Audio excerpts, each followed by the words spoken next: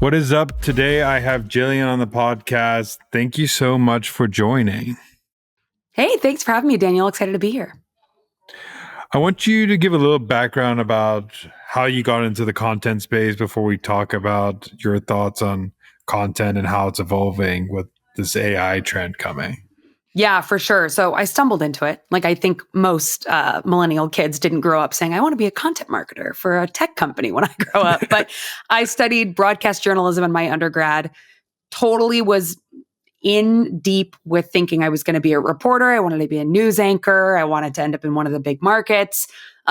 I went to a school, actually, it's Ball State University, which David Letterman went to. So we got all the David Letterman big bucks to provide us with some really great programs and equipment and state of the art stuff for video and radio and multimedia. And I was in college at the time that really multimedia journalism was just starting to become a thing. Like my degree technically was a dual degree because multimedia journalism wasn't exactly a thing yet, but I was a double major in journalism and telecommunications because that was kind of the closest thing they could cobble together at the time.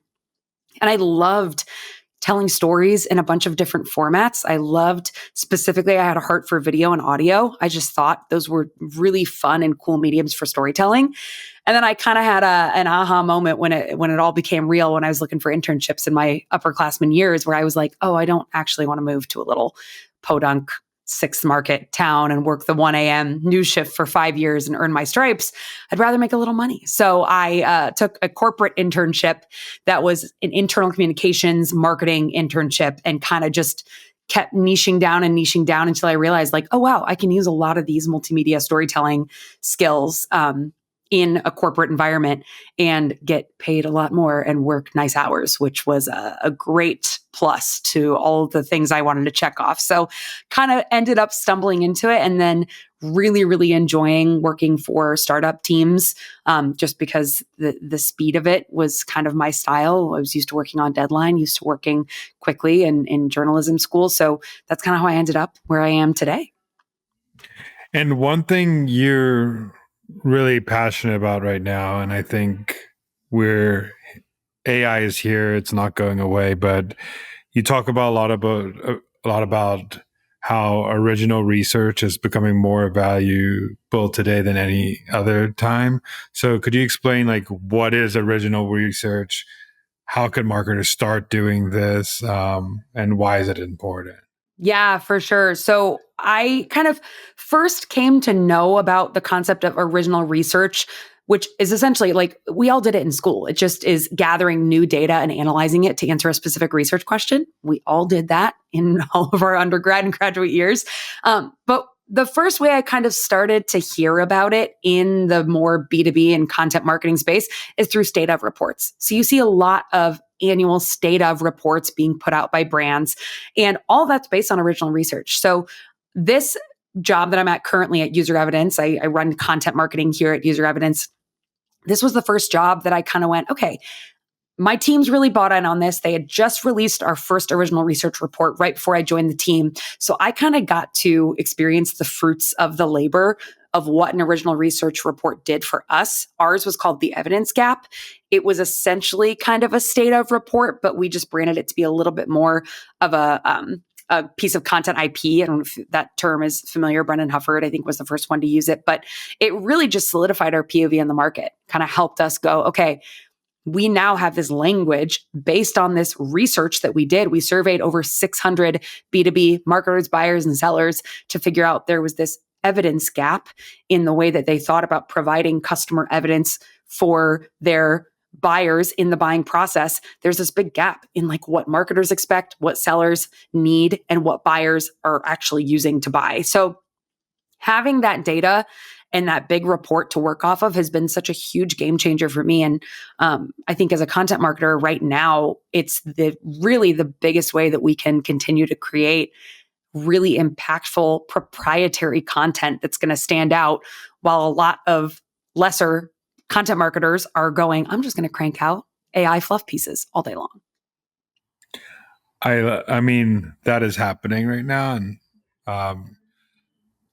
I get why people are doing it, but also like to stand out, you have to do the harder things usually. But I want to break down, how does this get started? Like, how do I, like, if I was running a content team right now, I want to make original content piece. Like, where do I start? How do I start doing interviews? What does that process look like? Yeah. So you've got to start with your research capture, essentially. And most of the kind of state of reports or the reports that people are putting out that are original research are based off of a survey. So that to me is definitely the easiest way to start with the broadest set of data. I think you're going to learn the most from a survey, a wide survey of your ICP or your audience, or just an audience that you want to get the attention of. You're going to learn a lot if you do a survey. I think supplementing that with some key interviews, maybe with people who are in the space or are experts or are, just kind of the type of persona that you're trying to go after and appeal to. Having that as kind of a secondary layer is great, but I really think a survey is a great place to start. So if you are hoping to start with original research, you've got to start with a survey. There is so much that goes with that, though, Daniel, that is, like, honestly, it's just hard. It's a big undertaking. When I just finished up my first start to finish original research project at UserEvidence, we released a customer marketing landscape report that came out a few months ago. I came into it with rose-colored glasses, being like, I can do this in 3 months. Like, I think this is a 1-quarter project. It was like a 6+ month project. And we did have a lot of external support, a lot of internal support. It's massive. So you have to start with really great survey design. You have to make sure you're sending the survey and distributing it to the right audiences. So you've got to have partners there. You've got to make sure that your hypothesis is going to land, or the data that you're gathering from the survey is going to support that hypothesis. So there's a lot that needs to even happen before you send that survey out. But that's definitely the first place I think you got to start. And then you get the survey, you get the partners, you get the data. Like, what does that look like? So now you have 600 responses. What do I do? Like, what is the next step of that? Daniel, this is where I went wrong. This is where so many people go wrong. You have to have some sort of data analyst that you're working with. If you have one on your team, if you have someone who, like, is phenomenal at digging into the numbers and the raw data and pulling out the stories, that's great. You should get them in early and often on this project. But if you don't, you've got to go out and find someone who's going to be able to do this in either a freelance or a contracted capacity.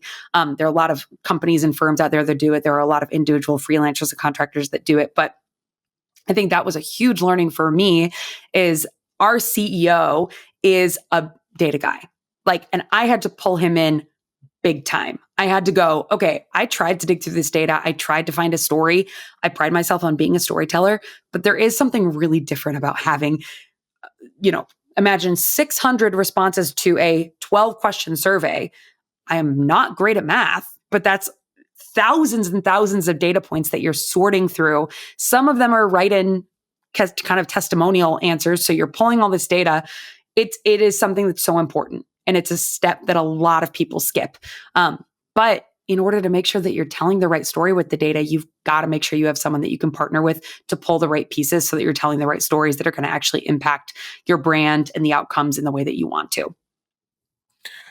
Now I'm going to go into, like, the content marketer side of this. So the data analyst gets you, hey, 76% of people are doing X, Y, and Z. Like, this is the most common response I see of this. As a content marketer, how are you thinking? Because I know you also thinking about, okay, we need to make this piece, but that's only half the battle of, like, a content marketer. Is, like, you also have to market the content and make sure people see the content. So after you do that, how does the creation process look like? And are you thinking about, hey, we need to make social posts out of this, or we need to make this? Or are you just thinking about the piece first and then the distribution next? Yeah. So I'll answer this kind of in 2 parts, Daniel, because I do think they're kind of 2 different processes. One, I'm going to take us actually back to pre-survey. I talk to a lot of teams that do original research at UserEvidence. One of our offerings, our service offerings, is to help people out with the surveying part of the original research and then the culling through the data. The thing that is so interesting to me is that teams can approach it 2 very, very different ways with very, very successful results on both sides. Number one, which is how we approach the evidence gap, we came in with a really strong hypothesis. So that's where we started before we even crafted the survey and sent it out. We said, what message do we want to get out to market? What point of view do we want to get out to market? And what do we need? What data do we need to back up that point of view? And that's how we crafted the whole survey. That's how we figured out who to survey. It's how we figured out how to analyze the data and pull the points we wanted. Other teams, to equal success, go in completely agnostic and just say, we genuinely have a question. We don't have an answer to it. We're going to put it out there and see what the result is and be willing to be wrong on a hypothesis. So you kind of have to decide at the beginning, like, okay, what is the goal of this piece? Is the goal of this piece, or the goal of this research project, is the goal to prove a point that we've already determined? Or is the goal to gather new information and maybe potentially disprove a point that we thought was a truth? Again, neither of them are wrong, but it's a really, really important distinction when you're going into the project. For the evidence gap, since we kind of already had a hypothesis, Daniel, skipping ahead to after we started to analyze that data, we kind of then could work, once we'd been given the points and the results, it was much easier for us to kind of map. I think of like that meme, the like Pepe Sylvia meme of like mapping the points on the big thing of like, okay, if we know this is the big hypothesis, we can pull these data points in to then tell the story. And that's where you start to build these really, really strong points of view that are data backed, that then support the story that your brand is already trying to tell, whether it's around selling your product or just trying to get a problem story out to the market. You now have data to back up those things, which is really important. Does that mean some of that data gets left on the cutting room floor a little bit strategically? Yeah, sometimes it does. But for the most part, I think you're able to kind of pull the points that you want, just like any good storyteller would do with any sort of input. I mean, this is why it takes 6 months to do. I mean, but I do think the way you thought thinking about like the scientific like process of have a hypothesis, gather data to prove or disprove the hypothesis, then tell the story of like based on the data what happened. I think that is and it's good to start at the point where you just said knowing something, because then you can go tell that data analyst, hey, like we're trying to prove X, Y, and Z. Does this data support or not support this hypothesis that we're coming up? 100%. Yeah, I just actually spoke to, we're hosting a webinar in a few weeks here where we're featuring a couple of our customers that we worked with on original research projects. And I literally just spoke to them a half an hour ago, and both of them approached it in completely different ways. One of them had the hypothesis going in. One of them went in to kind of just say, let's open this up and see where we're wrong. And one of them shared the example of, we got this data back from who we thought was our ICP telling us, hey, we don't actually think this is a problem. And then they went, wow, okay, this actually is bigger than just this piece of content that we're creating. This now is a whole go-to-market change for us. This is changing who we're targeting. This is changing who we're messaging. And then they still got great content out of it. They still created an amazing state of report, but it informed so much more than just that, which is why I think it's really cool that, like, as a content marketer, if this is a project that you can own, this gets you a seat at the bigger table at the company. Like, you're the owner of this incredible gold mine of data now that not only is producing a great output, which is a piece of content, and then the waterfall of all the millions of pieces of content that you can build off that data, but you also are the holder of all this really great information that typically is about your ICP. Yeah, I mean, so many things you could do with that product. You could talk to product. You could change messaging on your website. You can inform social, like this is what people care about. So many different things could just come from this deep research you're doing with your customer. And also, it takes a long time. It's hard for a marketer to, like, I'm going to talk to 25 customers. You're talking to 600 people. Like, I mean, at scale, which is surveys, but you still 600 people are giving you information. Some your customers, some you're not your customers, and you're trying to put all this into. But there's some things that you might not use in your research that you will use for something else, which is cool as well. Yeah. And Daniel, I just did that. So I was telling you about the customer marketing tech landscape report that we just put out. There was a huge finding that we found from that survey. So we had surveyed over 200 customer marketers about how they build their tech stacks, what vendors they're currently using, what their feedback is on those vendors. But then we also had a whole separate part of the survey that was just kind of like, hey, generally, like, what do you hope these vendors in this space know about you and your role right now?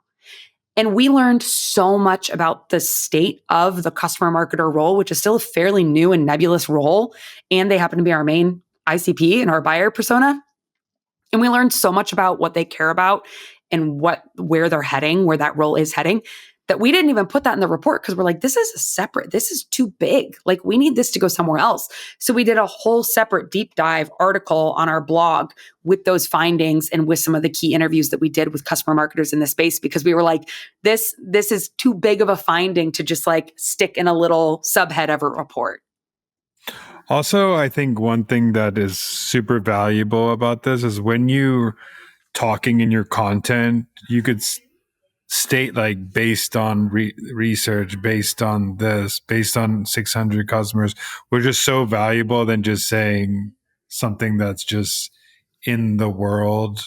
And I bet you're doing that all the time, but like so many companies can't do that. That's like take original research and say, we talked to 600 people, 56% said this, 10% said this, and you're actually using data, which has built so much more trust with your audience instead of just saying a number and just guessing or guesstimating or coming out from old research, which a lot of research is like, if you go look, is like from 2022 or 2023. It's like brand new, fresh information in your content that you go after. And the thing that, you know, our VP of marketing, Mark Huber, who originated the evidence gap, that was originally his project before I joined the team. He reminds me all the time that he's like, the reason marketers specifically love original research is because we're nosy. We want to hear from our peers. We want to see what other people in the industry are doing. If there's a report that seems relevant to me as a content marketer or as a startup marketer or any sort of niche, that I then go, oh, I just kind of want to see the baseline, I'm always going to be more compelled to download that, even if it is behind a gated form. Yeah. And I think marketers are more inclined to see you as a thought leader or see you as like someone giving value information, which most great content marketing in the B2B space is helping a marketer become better in their job, whether make better decisions, better do something actionable, but it's making them be better. And if you have data from people who are like them, who they want to hear from, and they don't have the time to talk to 600 people, it's so valuable for you being seen as that facilitator as the company to give that to them. It also helps our go-to-market team, specifically our sales team, so much to have data points to back up the points that they're presenting to prospects and to prospective buyers. It's so much more powerful for someone like, I mean, I think SDRs have the hardest job on the face of the planet. Like, if I tried to do a cold call, I would break out into a cold sweat that would never end. Like, I just don't know how they do it. But it is so much more powerful to go, hey, we surveyed 600, people like you.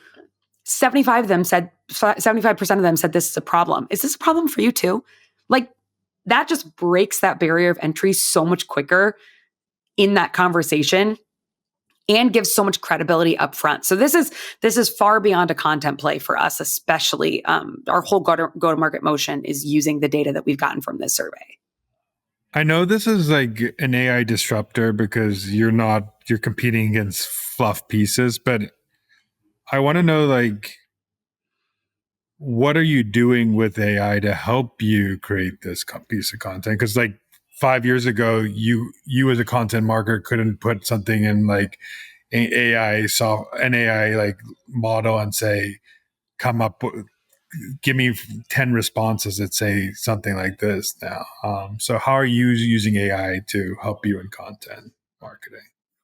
AI is only as good as its inputs, especially in content. That's what I've learned as I've been like deeply, deeply experimenting over the past year.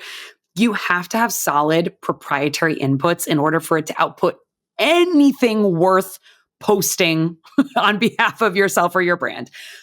If you have 6,000 plus data points from a 600 person 10 question survey that you then can put into an AI bot and say, hey, you are an expert on this information. Now help me create this email that has this goal, or help me surface a point that's going to support this blog post that I'm writing. That all of a sudden gives it an incredible proprietary input for you to use as a support mechanism. So that's literally what I have done, is that I will, every time we do an original research project, I will go and I will put the raw survey data into a bot in ChatGPT or in Claude. I've been experimenting with a couple of them, but I'll go start a project and I'll say, hey, you are now the expert. Like, you're my research partner in this specific set of data. I don't want you pulling from other places. This is what you know. And then I'm going to come in and I'm going to say, hey, I'm working on a podcast episode.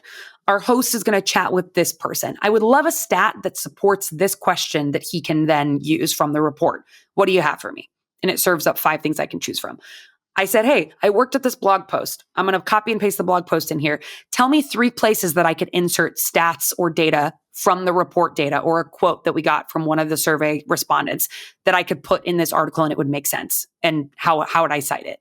So I literally have this bot that I will reference every single day when I'm creating new content that helps me feed the data from these proprietary surveys into the stuff we're doing. It's not just about making one report and repurposing that into little bite-sized pieces for social. It's about literally having an entirely new proprietary data set that no one else owns, that you now can use and pull from for content for the next 9 to 12 months. It's been a game changer for me. Yeah, I think that, I mean, original data, zero party data is where marketers are going to win now, because there's so much. ChatGPT is scraping anything that's public right now, and Claude is scraping anything that's public. So you win if you can have something different. And that's what I feel deeply about, like, video and podcast content, because you can put in 300 transcripts of, like, podcasts and say, like, give me the 10 best content marketing quotes from my guests, and pull it up, and then might write a newsletter on that, write a blog post on that, like, say in a podcast, hey, Jillian said that, like, this is the best way to do content marketing. Do you agree or disagree? Like, just what you said, like, video is also a way to get hours of content without having to, like, write and go deep in writing as well. So I think that's another thing that I've seen as well with content marketers. 100%. And it can be a really powerful combo effort too, right? Like, for example, with this most recent report that we did, the customer marketing tech landscape report, the 2 main kind of data pieces that we were working with for this original research project was that survey, 200 plus customer marketers. But then we also had these 12 interviews with who we considered just like top of the line customer marketers and customer marketing influencers right now, to get more in-depth analysis on how they were building their tech stacks and how they were buying and what they were seeing in the industry. We combined the transcripts from those video interviews with the data that we were seeing. And we now have this gold mine of just like this spider web of, we have quotes from these people who are wonderful faces and voices in the industry that can also be backed up by this data now. So yeah, like you said, Daniel, I mean, our team is a huge user and proponent of AI. It is not going anywhere. Any content marketer that is resistant to it is probably going to fail, unfortunately, right now in this space. But it's a tool. You have to use it in the right way. And I think the right way for content marketers right now is going to be investing in the ways that you can give it the best inputs possible. And for me, it's data.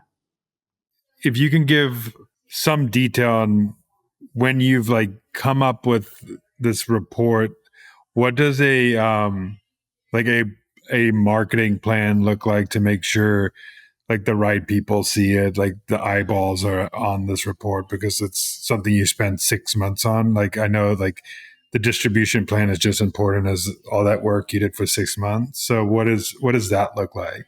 100%. So the evidence gap, to give you some concept, the first evidence gap report, which we're working on the second edition of it right now because we want it to be an annual piece that kind of builds on each other. But the first evidence gap report came out last September.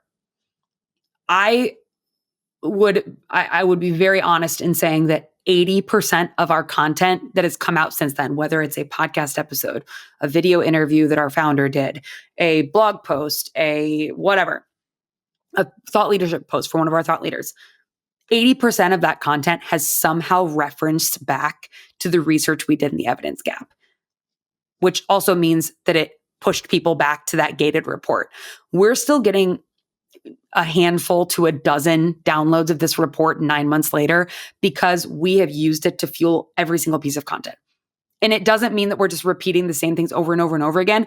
It means that we're repeating the data points and the quotes that we got from the research. So it really is, like I was telling you, Daniel, building that kind of AI ChatGPT bot that helps me surface those relevant stats and quotes from the research and insert it into 80% of what we're doing. That's the distribution plan. I mean, that is how we continually get eyes on this report. And also, good data just draws people in. Like you said, I think we did a lot of experimentation, and I've been shocked to see how much better anything performed when you're able to pull that number out to go, hey, 600 marketers sounded off on this, and here's what they said. Like, that is a hook of any piece of content is going to win attention every single time and win trust and credibility, which has been huge for us as a younger brand. One thing that I also see people doing very well is a good setup for like a user original research piece is they do the survey, and then some leader on their company goes on like a conference tour where they're talking about what the findings of this report, and that I see is like a great way to like get eyeballs and get more people to like, because it's a perfect way to write a talk. Like, you have all this evidence, you come up with the evidence, you come up with the tactics based on original research, and it's a great way to get in front of people when you have a report that you made internally as a company. 100%. I think I love that idea so much because I think of now, like, so many of the talk tracks of the earlier 2010s at those keynote conferences were based on these kind of like kitschy frameworks. Like, oh, you pick a word and then every letter stands for something. And then, like it's just these kind of frameworks that were kind of these like fluffy marketing frameworks. I think we've all been very disillusioned about those because now we're like, okay, cool, but show me the proof that those things work. Like, it's cute that you made up a little, thing that like is catchy, but show me the proof that it works. Show me the data that it works. And I think marketers are getting smarter. Like, we see through that now, and in a way that we want someone to present us with the proof and the data. And so the more that we can base our keynotes and our talk tracks and our thought leadership posts off of data, like the more credibility you're going to build automatically instead of just getting an eye roll from someone. I think one of the most creative ways that we have used the data from the evidence gap report is that not too long after the report came out, we did sit down interviews. So our VP of marketing, Mark Huber, was at 2 big marketing events last year, and we were the sponsor. And along with our sponsorship package, we said, hey, can we get can we sponsor like the podcast or the video studio or whatever? We brought our film crew with us. We scheduled, at each of these events, 7 to 10 interviews with like big thought leaders that were there, whether they were the keynotes or just friends or just like big names from companies that we wanted to talk to and get in front of. And then to kick off every conversation, Mark had a printout of the report in front of him, and he had picked a stat or a quote from the report that he used to kick off the conversation to just get their raw reaction to. And a lot of the time, you'd get a reaction from one of these thought leaders of like, whoa, that's surprising data. Tell me more. Like, it was a really cool way for us to have this, again, like multimedia. I'm the video girl. I love starting with video. I love using that to repurpose. It was a really cool way of pulling these stats in this report into a medium that was really repurposable and really cool to like tie in other thought leaders and almost tie these names and faces to this research and show that like they were genuinely surprised and intrigued by it. And so thus other marketers should be too. Yeah, I think that's a great way of getting content is like you sponsor events, you go to the events with attention that I am going to interview 10 marketers to get even more content. Now you have content, even more content fueling that engine that with original, I would say interviews are one form of like original because you're talking to people. I mean, they might be saying the same thing in five other podcasts, but if you can back it up with some original questions that aren't asked in the podcast, then you have original answers that are out there in the wild too.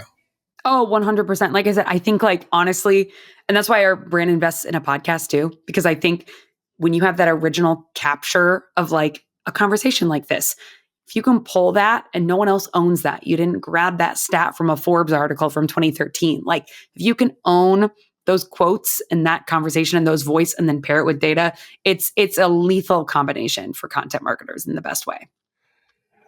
What I'm going to ask you this because I want to see how fast could you get a quick stat that you have from the report that right now with your GPT. If I asked you right now, like, get me a stat from your report. Easy. Do you want me to just pull any of it? Should I just prompt it in any way, pull, or do you have something specific? No, just I don't know exactly what's in the new report, so I want to see how quick you can get it. Just so marketer could see she's doing this on the call. I did not tell her to do this; she's doing it right now. But I'm going to say, cool. Hey, can you pull up a stat about what kind of customer evidence buyers want to see most? And then it's coming back, and it's thinking, and it says 67% of buyers prioritize compelling, statistically backed business cases for ROI. This underscores the importance of presenting clear, quantifiable outcomes to demonstrate value. This is why you got to do it, everybody. I just right on the call, just ask straight up. I think that's super cool. And that's a lot of people, 67%. Yeah, I know. And that was something that it was really interesting to us to figure out kind of what kind of customer proof buyers cared about most in the buying process. And like, you know, we right now, a lot of customer marketers think like, okay, I have to just do a bunch of case studies over and over again. But really, aggregate ROI stats are the biggest thing that they care about, which is pretty cool to just kind of see and be like, oh, okay, that's what we should be prioritizing. Because a lot of the time, those case studies are only like relatable to like a couple people because it's like 5 people. Like if I was doing it on this SaaS company that only serves this audience, only 5, like maybe 10 companies would relate to that. But like a stat that all these marketers are doing it is way different than a specific brand that's doing it. So totally. Last question I have for you, and I ask everybody on this podcast, is what's a marketing hill you would die on? Other than I'll go outside of original research because we just talked about that the whole time. Yeah. So that feels like it's cheating. The other hill that I will die on right now is that content marketing should be in charge of internal thought leadership programs. And that doesn't mean you just do founder-led content. It means you train your whole team on how to be their own thought leaders for your brand and for themselves. It will pay off in spades. I love that. And also I think what you just said, having original research makes it way easier for those people. A million times easier. Yeah, because you can surface them like, hey, here are 20 stats, write about something that one of these stats that is like that you think is most important to you or your audience or whoever you're going to talk to. So I think it just helping those internal people have content is why people don't do the internal advocacy. But I think if you give them something to use, like a report, it's way easier for them.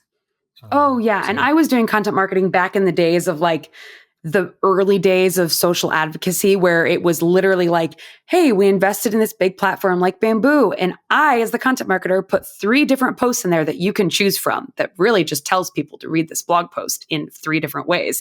But that, like, to me, nowadays, that's not impactful at all, especially on LinkedIn, which is where the majority of our audience is.